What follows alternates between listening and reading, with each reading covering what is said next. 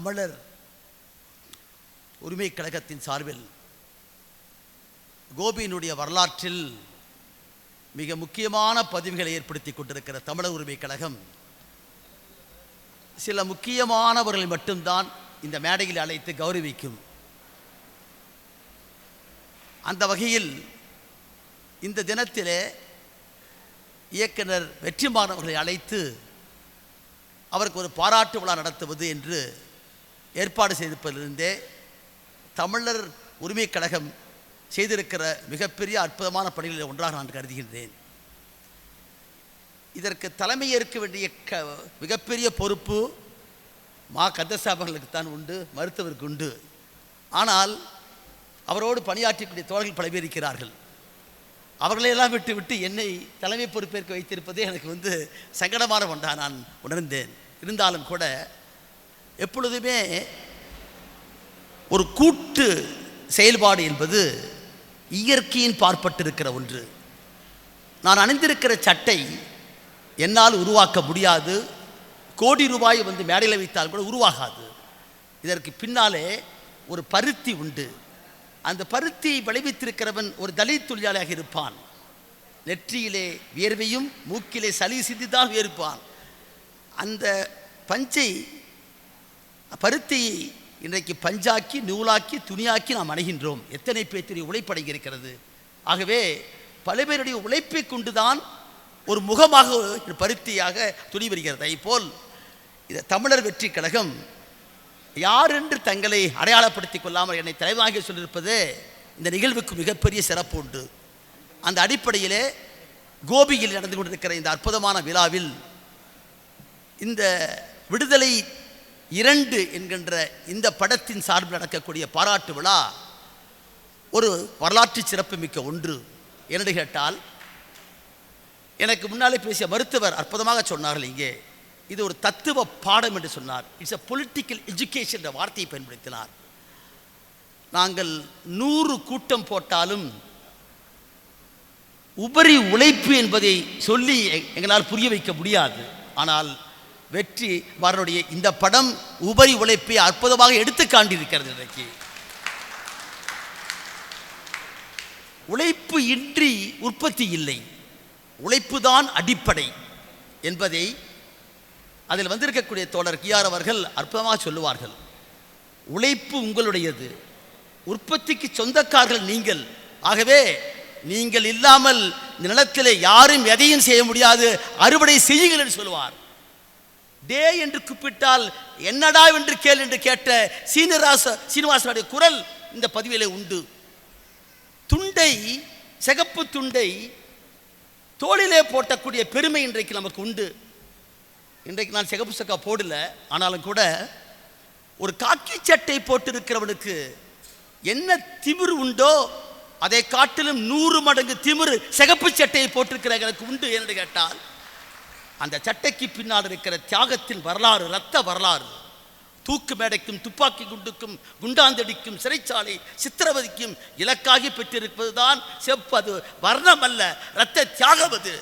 ஆகவே அதை கொண்டு இதிலே முக்கியத்துவப்படுத்தியிருக்கிறார். யாருமே செய்ய முடியாத ஒன்று. அவருடைய 5 படங்கள், ஏற்கனவே இருக்கிற 5 படங்கள் எல்லோருக்குமே தெரியும், பார்த்திருப்பீர்கள். அதில் பொல்லாதவன் உண்டு, வடசென்னை உண்டு, ஆடுகளம் உண்டு, அசுரன் உண்டு, விடுதலை 1, இது 2. இவைகளை எல்லாம் கூர்ந்து பார்த்தவர்களுக்கு தெரியும் எப்படி ஒரு மாபெரும் இயக்குநராக வெற்றிமாறன் இன்றைக்கு உருவாகி வந்திருக்கிறார் என்பது. இதை நான் சொல்வதற்கு காரணம், இந்த படத்திலே ஒரு செய்தியை வைத்தார். அதுதான் இன்றைக்கு தேவை, இந்த சூழ்நிலையிலே தேவை. ஒருவர் கேட்குறான், இந்த பசங்களையெல்லாம் விட்டு போட்டு வளர விட்டு தப்பு, கருப்பு சட்டைக்காரரையும் சிகப்பு சட்டைக்காரையும் சேர்த்து வைத்து அனுபவித்த காரணத்தால் தான் இவனெல்லாம் குரல் எழுப்புறான்னு சொன்னார். இதுவரைக்கும் யாருமே சொல்ல துணியாத ஒன்று, அவசியமான ஒன்றை சொல்லியிருக்கிறார். என்று கேட்டால் உலகத்திற்கு தத்துவத்தை கொடுத்திருக்கிற மார்க்சிசம் இதுவரை நடந்திருக்கிற வரலாறு எல்லாம் அது வர்க்க போராட்டத்தில் வரலாறு என்று சொன்னால், நாட்டை ஆண்டவர்கள், எஜமானர்கள், ஆண்டவர்கள், அரசர்களுடைய வாழ்க்கை அல்ல, உழைக்கிற வர்க்கத்தினுடைய வரலாறு, வர்க்க போராட்டம் தான் வரலாற்றின் அடிப்படை என்பதை நமக்கு உணர்த்தி இருக்கிற படம் இது. அது மட்டுமல்ல, அற்புதமாக சொன்னார். எது நம்மை இணைத்திருக்கிறது? தொழிலாளிகள் போராடுகிற போது சாதியை தட்டி விடுகிறான் முதலாளி. அங்கே சாதிக்காரனை எல்லாம் சேர்த்து வைத்துக்கொண்டு நம் சாதிக்கிற முதலாளிக்கு எதிராக வருகிறான் என்று சொல்லி திரட்டுவார்கள்.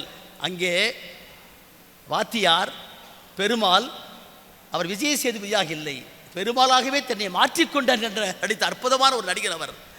உழைப்பு தான் உங்களை சேர்த்திருக்கிறதே தவிர சாதி அல்ல என்பதை நிரூபித்து காண்பிப்பார். இப்படி நான் சொல்லிட்டே போகலாம், நிறைய பேர் பேச வேண்டும். 7 மணிக்கு அவர் நிச்சயமாக முடித்துக்கொண்டு வானூர்திக்கு செல்ல வேண்டும்.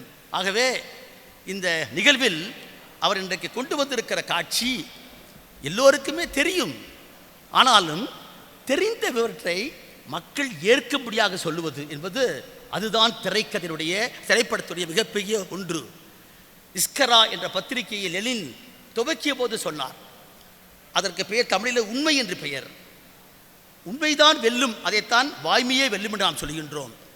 த ட்ரூத் ட்ரம்ப்ஸ் என்ற வார்த்தையை லெனின் பயன்படுத்துகிறார். மார்க்சிசம் உண்மையானது, அது வெற்றி பெறும் காரணம் அது உண்மையை பேசுகிறது என்று சொன்னார். அதே போல் இந்த படத்தில் உண்மை என்பது பல ரூபத்தில் வருகிறது. 100 ஆண்டுகளை தொட்டிருக்கிற ஒரு கம்யூனிஸ்ட் இயக்கத்துடைய வரலாறு என்பதை அருமை தோழர் திருமுருகன் காந்தி காலையிலே அற்புதமாக பட்டியலிட்டார். 100 ஆண்டுகளிலே செங்கொடி இயக்கம் செய்திருக்கிற சாதனை ஒன்றல்ல, 2 அல்ல. அது சவுக்கடி சாணிப்பால் என்பதை கீழத்தஞ்சையிலே வைத்தபோது வேலைக்கு வராவிட்டால் அந்த தலித் தொழிலாளியை கட்டி வைத்து சவுக்கடித்து சாணிப்பாலை வாயில ஊற்றுவானாம். அடித்தவனை திருப்பி அடி என்று சொன்ன பெருமை செங்கொடிக்கு உண்டு, வரலாற்றுக்கு உண்டு. இதில் இருக்கிற கதாபாத்திரம் இருக்கிறதே மணலூர், அந்த தோழர் இயக்கத்தை சார்ந்திருக்கிற தோழர் பெருமையோடு நான் சொல்லுகின்றேன். சாதியை ஒழிப்பதற்கு எப்படி என்பதுதான் மிகப்பெரிய பிரச்சனை. சாதி எப்படி ஒழிக்கிறது? கொலம்பியா பல்கலைக்கழகத்தில் மிகப்பெரிய ரிச்சர்ட்சன் சொல்லக்கூடிய மிகப்பெரிய ஆய்வாளர், 2ஆம் ஆண்டு படிக்கிறார் அம்பேத்கர். அவர் இந்தியாவில் இருக்கிற சாதியை பற்றி ஒரு கட்டுரை வாசிக்கின்றார்.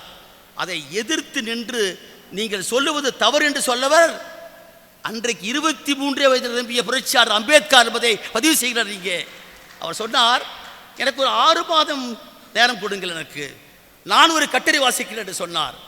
இந்தியாவில் சாதிகள் சொல்லக்கூடிய அந்த புத்தகம் லண்டன் மாநகரத்திலே பாட புத்தகமாக வைக்கப்பட்டிருக்கிறது. எப்படி சாதி உருவான வரலாற்றை சொன்ன வரலாறு. அவைகளை எல்லாம் அன்னிகிலேஷன் ஆஃப் காஸ்ட் சொல்லக்கூடிய அந்த அற்புதமான கட்டுரையை, சாதியினுடைய தோற்றத்தை, அது கட்டியிருக்கிற கட்டுமானத்தை, அது வளர்ச்சியை பற்றி ஆய்வு செய்திருக்கிறவர். உலகம் முழுக்க போய் 18 பட்டங்களை பெற்றவன். இன்னைக்கு லண்டன் மாநகரத்தில் இருக்கக்கூடிய மிகப்பெரிய நூலகத்தில் 2 பேருடைய படங்கள் மட்டும்தான் உண்டு. அந்த 2 பேர் யார்? நீங்கள் கூட பார்க்கலாம், இப்போ லண்டன் போனால் பார்க்கலாம். லண்டனில் மியூசியத்தில் இருக்கக்கூடிய படங்கள் 2 பேரும் தான் உலகத்திலேயே எங்கெல்லாம் போராட்டம் உண்டோ அங்கெல்லாம் ஓடி ஓடி துரத்தி அடித்து கடைசியில் புகழம் பெற்ற நாடு லண்டன் மாநகரம். அவன் தான் உலகத்தை ஆட்டி படைத்தான். அங்கே 2 பேருடைய படத்தை வச்சுதான் உலகத்தில் இருக்கிற அத்தனை புத்தகம் அங்கே உண்டு. அந்த 2 புத்தகம் ஏன்னு கேட்டால் அந்த 2 பேர் மட்டும்தான் அத்தனை புத்தகத்தையும் படித்த பெருமை உண்டு. ஒன்று மூலதனக்கோட்டையை சரித்திருக்கிற காரல் மார்க்ஸ், இன்னொன்று புரட்சியாளர் அம்பேத்கர் என்பதை இடத்துல பதிவு செய்கிறார். அவர் ஆய்வு செய்து சொன்னான். யார்க்ஷயர் அந்த பக்கத்தில் இருக்கக்கூடிய எல்லாவற்றையும் ஆய்வு செய்கிறார். அன்டச்சபிள்ஸ் என்றால் யார்? யார் தாழ்த்தப்பட்டோர்? அங்கே உலகம் முழுக்க தாழ்த்தப்பட்டோர் உண்டு. அன்டச்சபிலிட்டி என்று சொல்லக்கூடிய தீண்டாமை உண்டு. ஆனால் இந்தியாவில் இருக்கக்கூடிய தீண்டாமைக்கு என்ன ஒரு வித்தியாசம்? இங்கே 2 குழுக்கள் போதும் தோற்கடிக்கப்பட்டிருக்கிற குழு டெப்ரஸியோட வார்த்தை அங்கிருந்து தான் வந்தது. டெப்ரஸை சொல்லக்கூடியவரை ஒதுக்கி ஓரகட்டி வைப்பார்கள். ஊருக்கு வெளியே இருப்பான் தீண்டத்தகாதவன். ஆனால் காலப்போக்கில் காதலால் ஒன்றுபடுவான், சேர்ந்து கொள்வார்கள். ஆனால் இந்தியாவில் இருக்கிற சாதியும் இருக்கிறதே, பார்த்தால் தீட்டு, தொட்டால் தீட்டு. வசந்த் போன்று சொல்லக்கூடிய எழுத்தாளர் எழுதுகிறான், மகருடைய இடத்தை சார்ந்திருக்கிறவன் மகாராஷ்டிரத்திலே காலையிலே போகக்கூடாது. ஏன்? அவன் மீது விழக்கூடிய நிழல் இருக்கிறதே, சூரியன் நிழல், அது மேற்கே விழும். மாலையிலே ரோட்டில் போகக்கூடாது. காரணம், மறைக சூரியனுடைய நிழல் அவன் மீது விழுந்து கிழக்கே விழுகும். ஏன் தெரியும்? ஆகவே நிழல் கூட விழக்கூடாது. ஒரு தலித்தாக போகிறவன் எப்போதான் போக வேண்டும்? உச்சி வெயில் வருகிற போது தான் போகணும். போகிற போது சட்டியை கட்டி கொண்டு போகணும் கழுத்தில். ஏன் தெரியுமா? எச்சை வந்தால் துப்பிக்கணுங்கிறான். பார்த்தால் தீட்டு, தொட்டால் தீட்டு, பிறப்பால் தீட்டு என்பது உலகத்தின் எந்த முறையிலே பார்க்க முடியாத இந்த தீண்டாமையை ஆய்வு செய்து அவன் கொடுத்திருக்கிற 3 காரணங்கள். அதில் முதல் முறை அகமண முறை ஒழிப்பு. அதைத்தான் அதை வந்திருக்கிற வாத்தியார் எவ்வளவு அழகாக தன்னுடைய மனைவியோடு காதலிப்பதும் அவரோடு உரையாடுவதும், சமையலறை என்பது பெண்களுக்கானது மட்டுமல்ல ஆண்களும் பகிர்ந்து கொள்ள வேண்டிய என்ற உண்மையை இந்த படத்திலே பதிவு செய்திருக்கிறார். காதல் என்பது தமிழனுக்கு வீரமும் காதலும் நம்முடைய தொன்மையான பழக்க வழக்கங்கள். ஆகவே காதலையும் வீரத்தையும் சேர்த்து வைத்து அதில் கம்யூனிஸ்டில் எப்படி இருப்பார் என்பதை காண்பிக்கிறார். அந்த திருமணத்தின் போது 2 படத்தை காண்பிப்பார். இணையருக்கு கொடுக்கிற 2 படத்திலே ஒன்று காரல் மார்க்ஸ், இன்னொன்று பகுத்தறிவு பகலவன் பெரியார் என்பதை உலகத்துக்கு அறிவித்து காண்பிக்கிறார். இந்த படத்தில் இப்படி ஊடே சென்று பார்த்தோம் என்று சொன்னால் விவசாய தொழிலாளர்களுடைய போராட்டம், உழைக்கிற வர்க்கத்துடைய போராட்டம், அது மட்டுமா கருத்து போராட்டம், எல்லாவற்றையும் சேர்த்து இயைத்து இன்றைக்கு தேவை யார் எதிரி, அழித்தொழிப்பு என்கின்ற இயக்கம் எப்போது உழுதானது என்பதை மிக அழகாக சொல்லிக் கொண்டு வருகிறார். இந்த இடத்துல நான் சொல்வதற்கு காரணம், தோழர் மா கந்தசாமியை பற்றி நான் இங்கே குறிப்பிட்டேன்.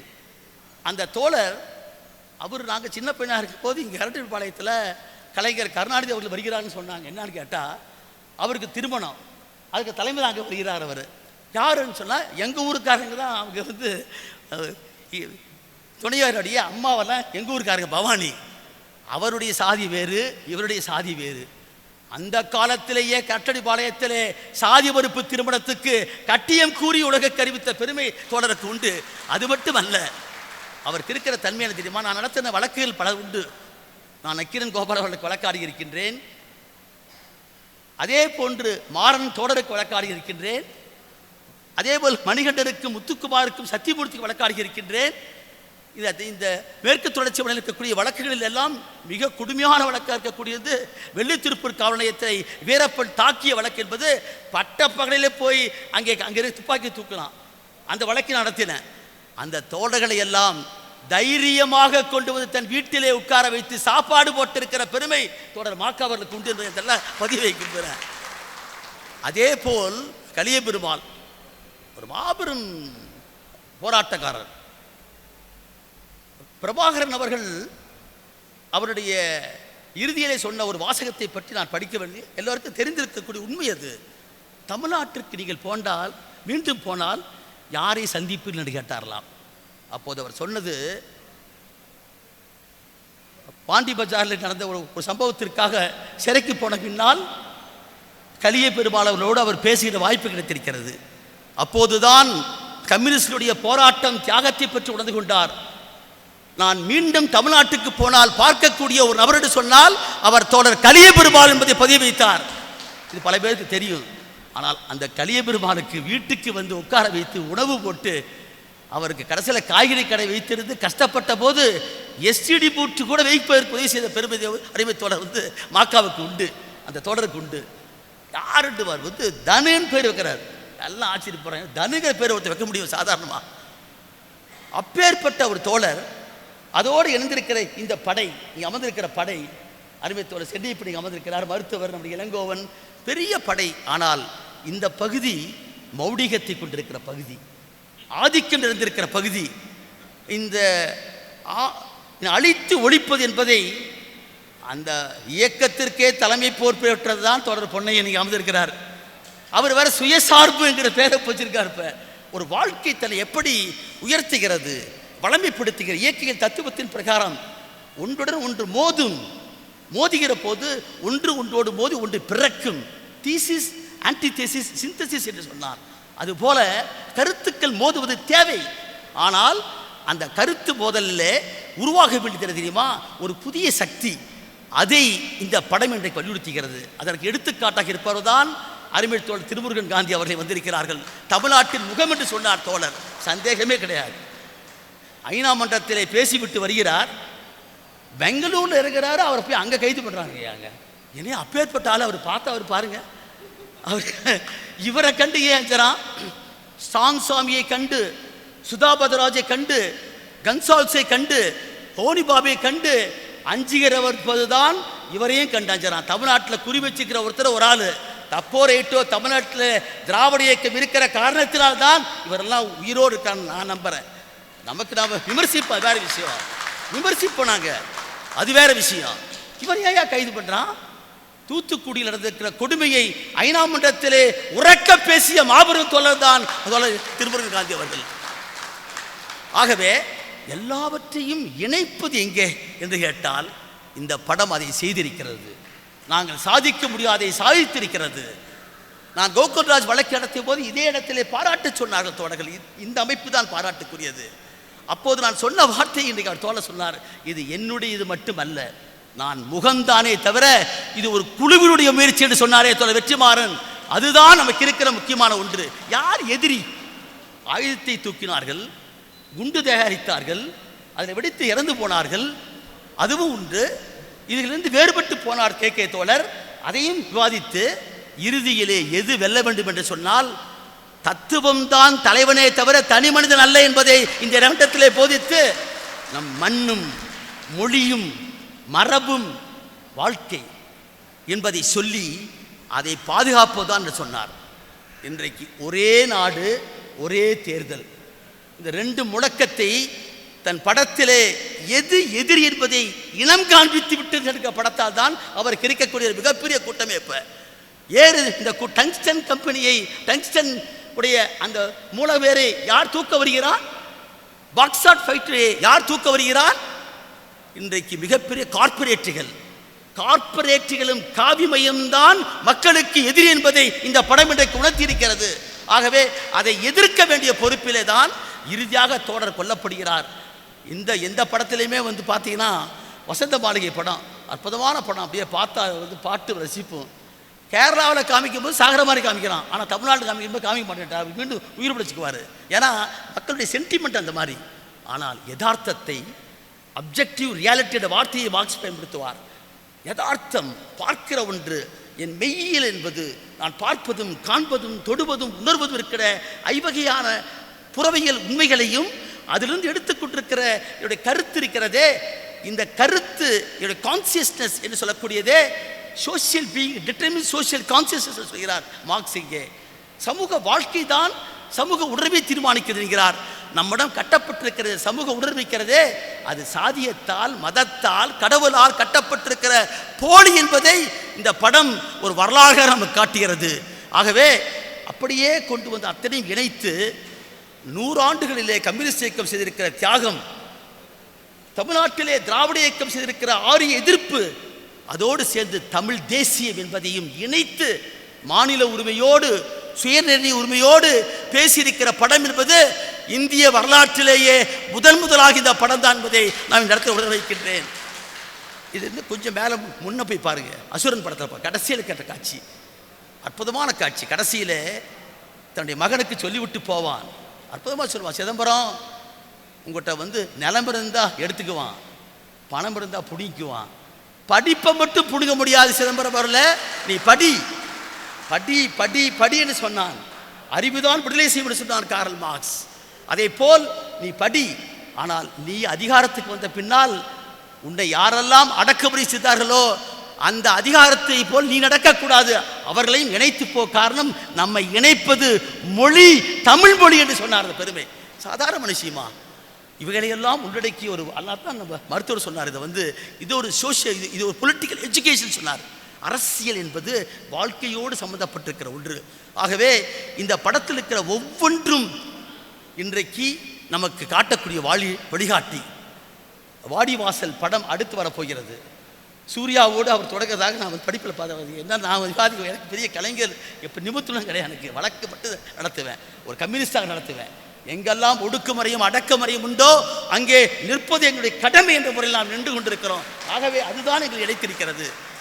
யாருக்கெல்லாம் நாங்கள்லாம் போராடுகிற போது பொன்னையனை போன்றவர்கள் எத்தனையோ பேர் கண்ணுக்கு தெரியாது நின்று 10 பைசா 5 ரூபா 10 ரூபா கலெக்ஷன் பண்ணி எங்களை கொடுப்பாங்க, வழக்கு நடத்துவோம். நாங்கள் இப்போ இவங்கெல்லாம் சேர்ந்த காரணம் பாருங்க, இத்தனை பேரையும் சேர்த்திய பெருமை ஒரு கட்சிக்கு சொந்தமல்ல, அதுதான் முக்கியம்.